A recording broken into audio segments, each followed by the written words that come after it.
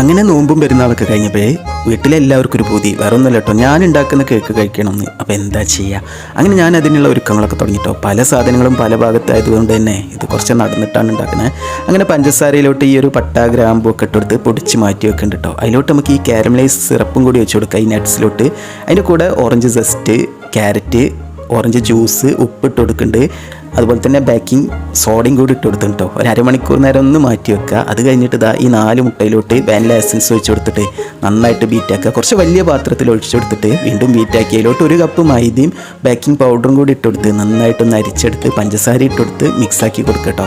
ഈ ഒരു സമയത്ത് ഞാൻ ആ ഫ്രൂട്ട്സ് മിക്സും കൂടി വെച്ച് കൊടുക്കുന്നുണ്ട് കേട്ടോ. അപ്പോൾ അതെല്ലാം കൂടി ചേർത്ത് ഈ ഒരു പരുവത്തിലാക്കി കിട്ടി. ആ ഒരു സമയത്താണ് കേട്ടോ ഞാനൊരു കാര്യം ഓർത്ത്, വേറെ ഒന്നുമല്ല, ഓയിൽ ചേർക്കാൻ മറന്ന്. അപ്പോൾ അതും കൂടി ചേർത്ത് വീണ്ടും നന്നായിട്ട് മിക്സ് ആക്കുക കേട്ടോ. അപ്പോൾ ഞാനിവിടെ സബ്സ്ക്രൈബ് ചെയ്യാൻ പറയാത്തതുകൊണ്ട് അതുകൊണ്ട് ആരും സബ്സ്ക്രൈബ് ചെയ്യണില്ല, കമൻറ്റ് ചെയ്യണില്ല, ലൈക്കും ചെയ്യണില്ല. അപ്പോൾ അതൊക്കെ ചെയ്തോളി. കൂടെ തന്നെ ഈ പാത്രം ഇതേപോലെ മാവ് വെച്ച് ടാപ്പും ചെയ്തോളി കേട്ടോ. അങ്ങനെ എൻ്റെ ഈ പാത്രം ചൂടായി വന്ന ശേഷം 35 മിനിറ്റ് നേരം ഞാനിത് ബേക്ക് ചെയ്ത് ഇതുപോലെ അടിപൊളിയായിട്ട് വന്നിട്ടുണ്ട് കേട്ടോ. ചൂടാറി കഴിഞ്ഞാൽ നമുക്കിത് കട്ട് ചെയ്യാം കേട്ടോ.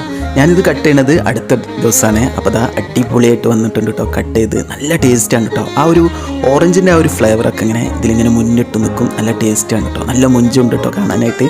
അപ്പോൾ എല്ലാവരും ഒന്ന് ഉണ്ടാക്കി നോക്കിയേ.